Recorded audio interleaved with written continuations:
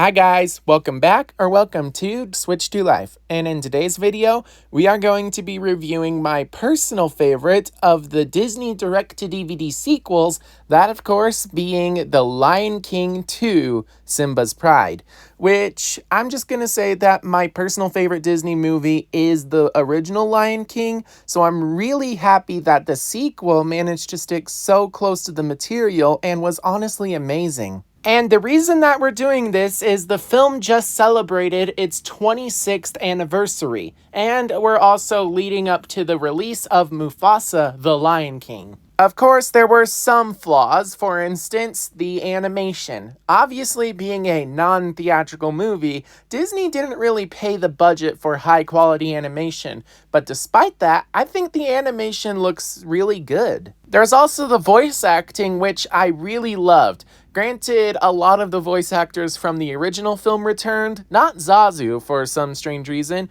but pretty much everybody else came back. I really enjoyed all of their characters. You could tell the emotions that they expressed, not to mention their beautiful singing voices. That was awesome. Speaking of, the music for this movie was absolutely phenomenal. Not just the background music where there aren't really any singing characters, but there's also plenty of songs where the characters do sing and that adds to the overall storytelling. Just another example of Disney magic.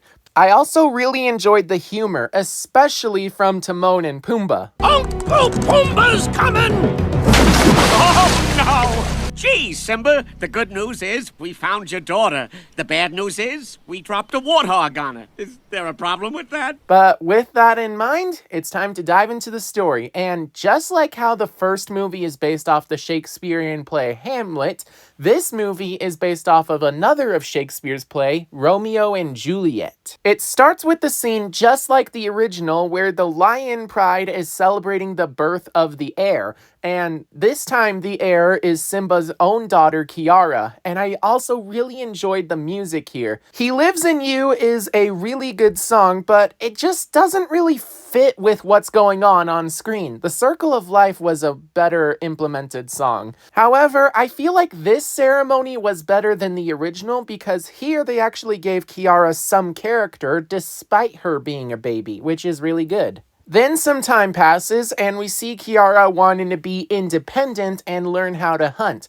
And that kind of worries Simba because she's actually a lot like young Simba in the way that he would always try to go looking for trouble. Well, he reluctantly decided to let Kiara go out on her own, with Timon and Pumbaa supervising from a distance. But then eventually Timon and Pumbaa get into an argument, and Kiara uses it to escape, at which point she runs into Kovu.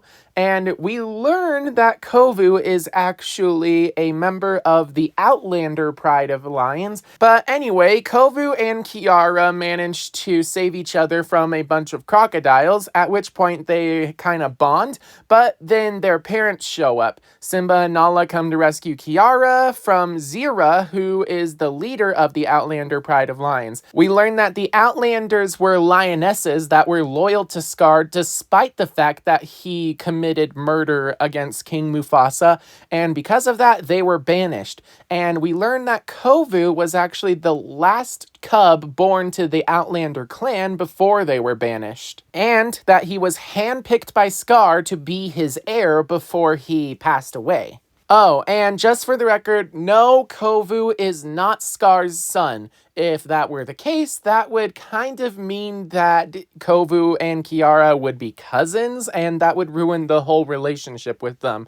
So apparently his father is unnamed lion. But with that in mind, it's clear that Zira has a very fond memories of Scar, and we learned that the Outlanders were loyal to Scar, and that's why they were banished, and Zira is trying to come up with a plan when this opportunity comes a-knocking. You thought you'd get to the daughter, and Simba would welcome you with open arms.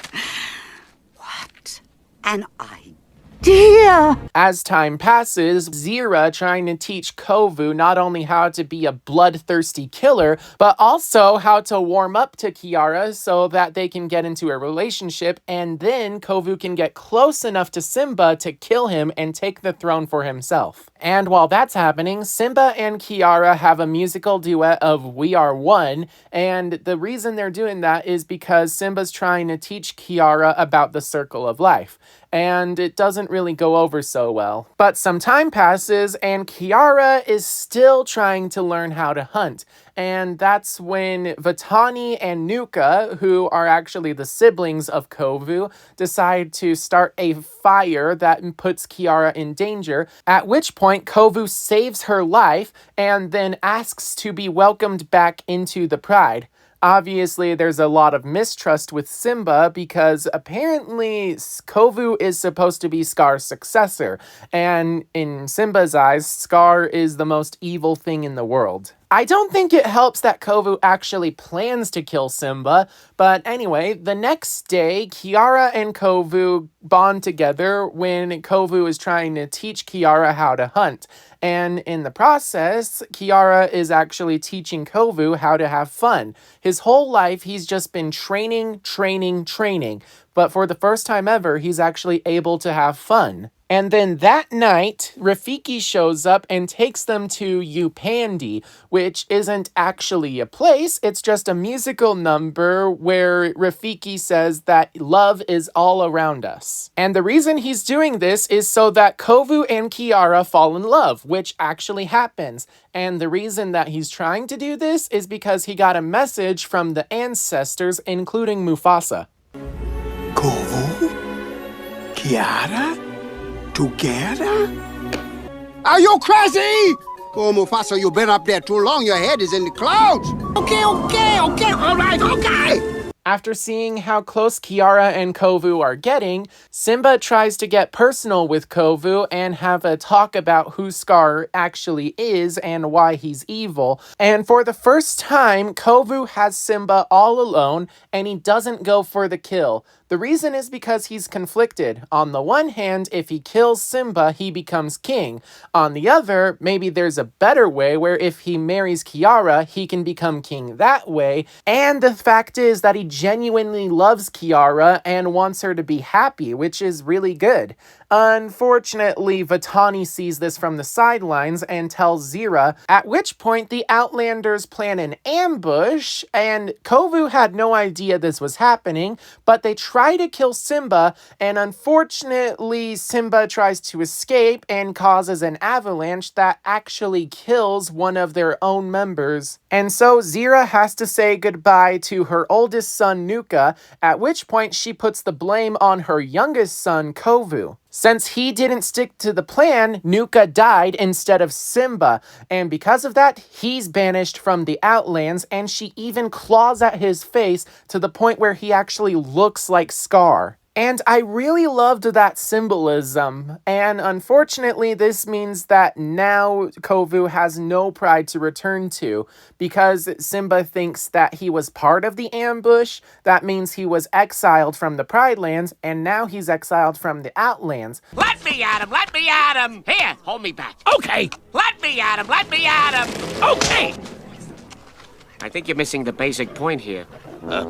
And let me just say that I really enjoyed the Song of Deception, so Kovu has no place to go. Despite that, Kiara still has very fond memories of Kovu and wants to be with him, so she plans to find Kovu, at which point they try to run away. But just before that happens, Kiara and Kovu look at their reflection in the water, and Kiara realizes that they are one, which is the message that Simba was trying to teach her at the start of the movie. So Kiara and Kovu decide to go back to prove to both Pridelanders and Outlanders that the two are one and the same, except that the two clans are already in a battle against each other.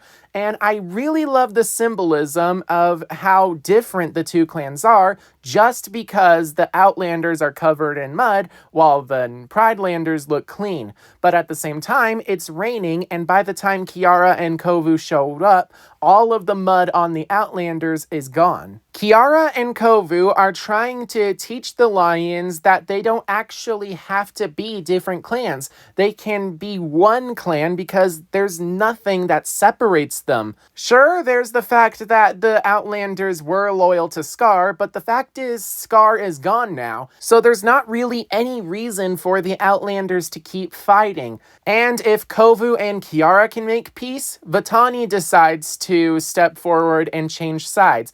And when that happens, Zira admits that she is willing to kill her own daughter if it means that she is willing to protect Simba. And because of that, Zira loses all of the Outlanders.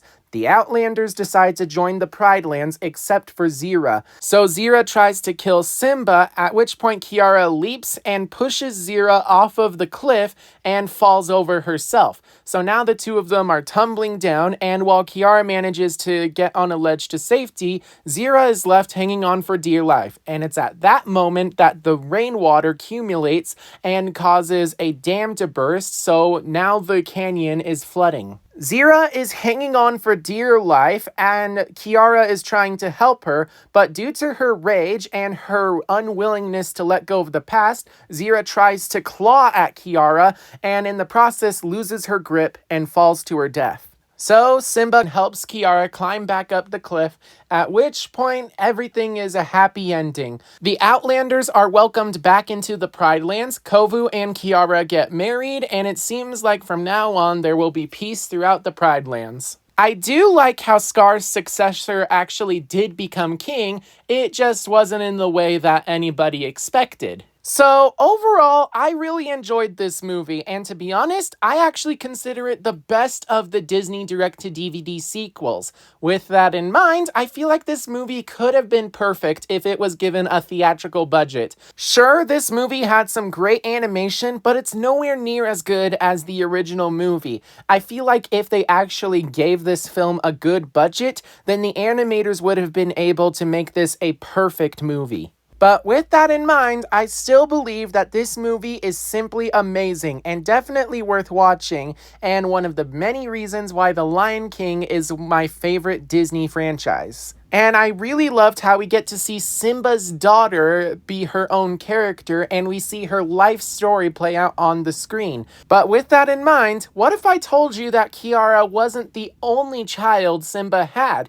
That's right, next month we are going to be reviewing The Lion Guard. So with that in mind, please subscribe and turn on that notification bell so that you will get to see that video when it goes live. You will also get a lot of DreamWorks Focus content, as this is a mostly DreamWorks Focus channel. But with that in mind, I also hope that you consider becoming a member of the channel by clicking the join button down below. Or you can just do the free option. But with that in mind, I hope that you're staying safe out there, and I will see you all in my next video. Bye-bye.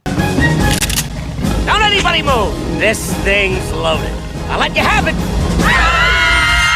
Yeah, yeah! Talk about your winds of war.